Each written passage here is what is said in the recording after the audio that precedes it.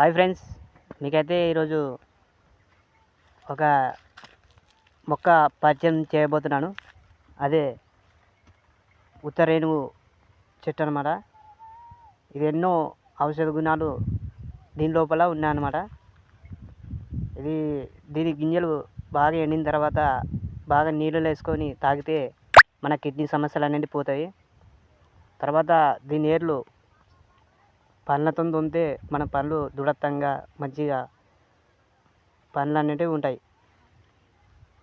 ఈ ఆకులు తింటే కూడా ఇప్పుడు తేలు పాము కరిచిన తోట కూడా ఈ ఆకును పెడితే ఆ విషం అనేది కొంచెం తక్కువ అవుతుంది అన్నమాట.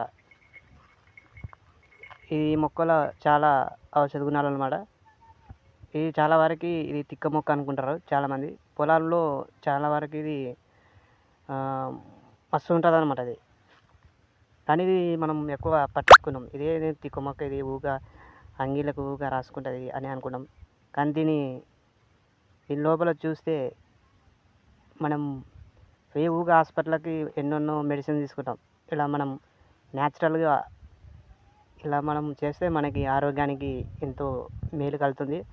మెడిసిన్స్ వాడకుండా మనం ఇలాంటి ఎన్నెన్నో ఉంటాయి కానీ మనకి తెలియదు అన్నమాట. మెడిసిన్స్ తగ్గియచ్చు అన్నమాట. ఎందుకంటే మెడిసిన్స్ ఎక్కువ వాడి ఎన్నెన్నో రోగాలకు పాలవుతారు అన్నమాట. కాబట్టి ఇది ఒకసారి మీరు ట్రై చేయండి.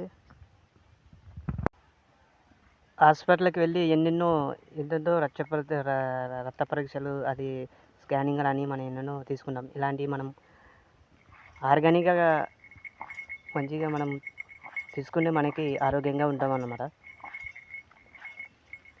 ఎందుకంటే ఎన్నెన్నో మనం ఇప్పుడు ఖర్చులు పెడతాము అనవసరంగా మెడిసిన్స్కి.